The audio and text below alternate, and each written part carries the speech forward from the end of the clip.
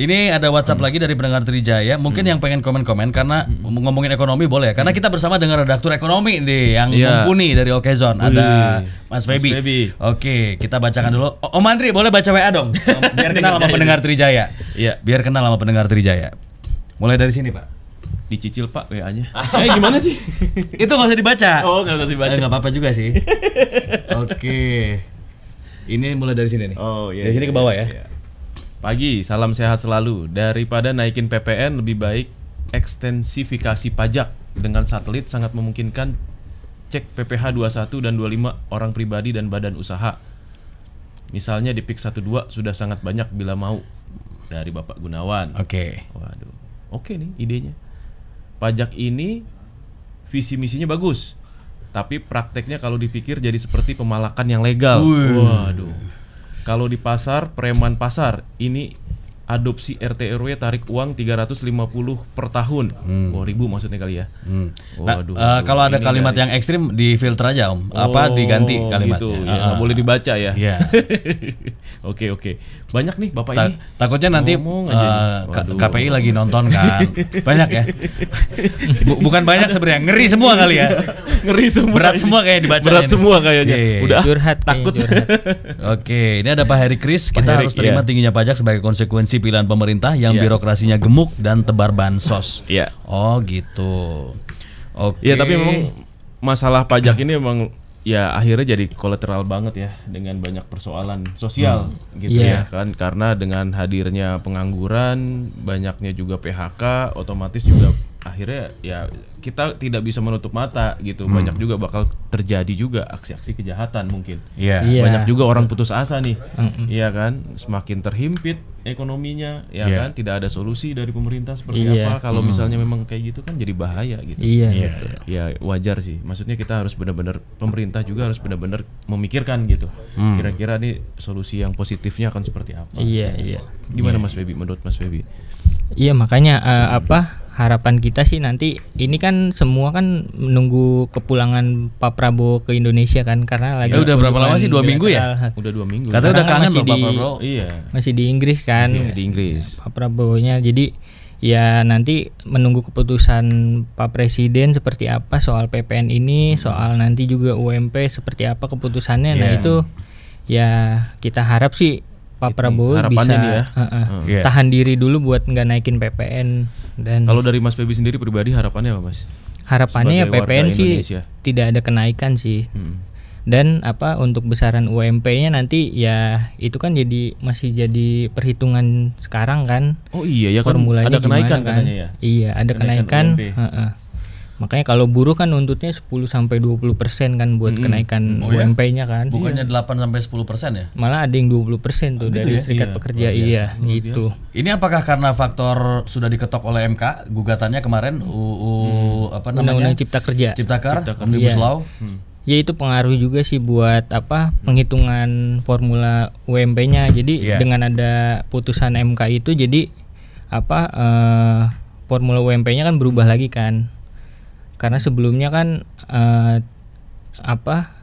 hanya pertumbuhan ekonomi dan inflasi aja. Nah, di sini ada komponen hidup layak, MK mintanya ada itu gitu. Terus kalau dari sisi pengusaha mintanya pakai PP 51 tahun 2023 gitu.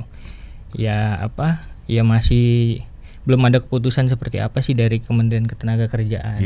Kabarnya memang nunggu Pak Prabowo pulang ya? Atau nunggu keputusan Pak Prabowo ya? Semuanya nunggu ya akhirnya ya? Semuanya nunggu. Iya, tapi kalau misalnya tadi ada bahan kebutuhannya naik dengan PPN, terus kemudian biaya tenaga kerjanya juga minta kenaikan, dengan UMP yang naik, ya kan, otomatis kan semua akhirnya bebannya kan ke konsumen. Pasti itu. Pengaruh lagi ke daya beli kita kan soalnya. Pengaruh lagi ke daya beli kita ya kan. PPN naik, UMP-nya naik yang nggak seberapa, jadi makin berat juga nanti kan buat kebutuhan hidup. Betul. Bagi pemberi kerjanya gimana dengan misalnya permintaan UMP naik? Makanya pemberi kerja sih, pengusaha mintanya sih supaya kenaikan di 1-3% sih itu. 1-3%. Pengusaha mintanya pakai PP 51 yang lama tuh. Gitu.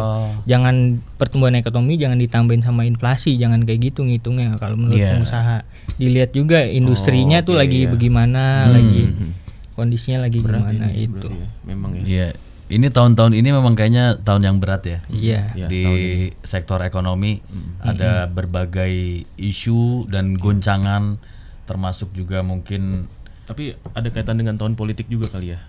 Masih banyak yang wait and see juga. Iya, gitu. banyak wait and see. Kebijakan pemerintah yang baru seperti apa gitu. Termasuk BI juga nunggu kebijakannya Donald Trump nanti kan setelah seperti jadi apa presiden. Oh iya benar.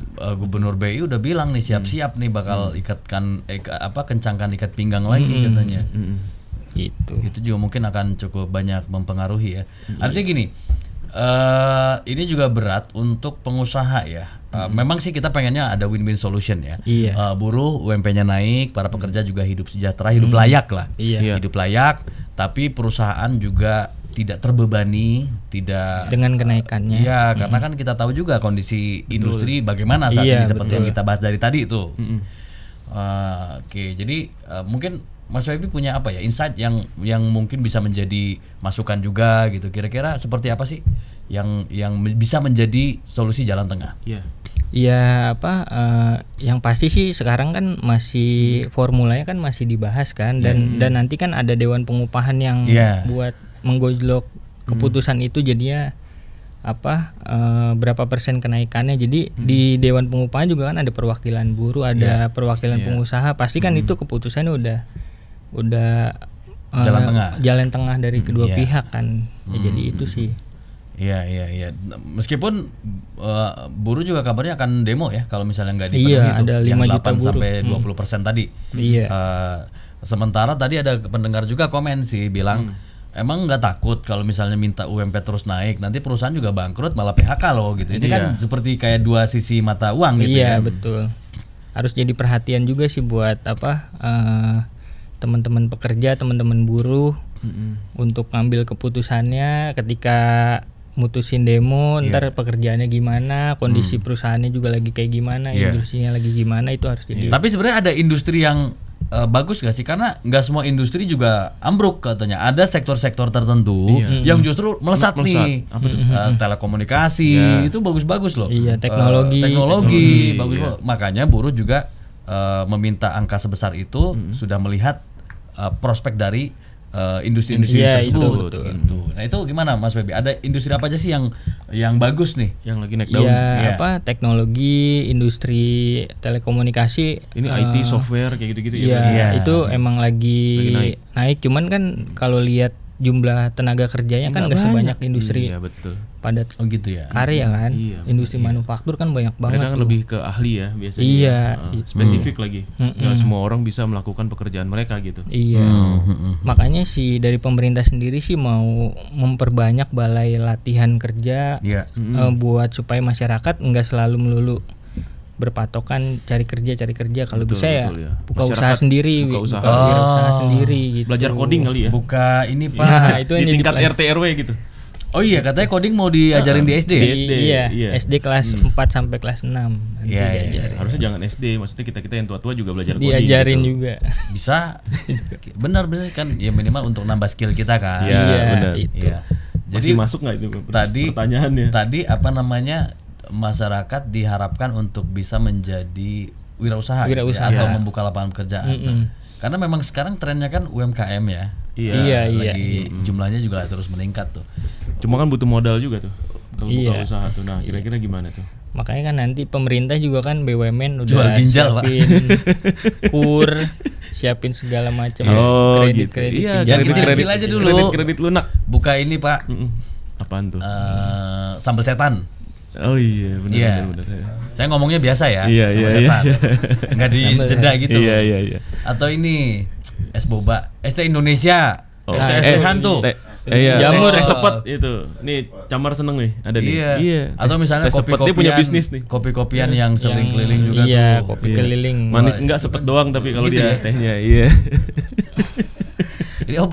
Ini lagi diare. Teh pahit.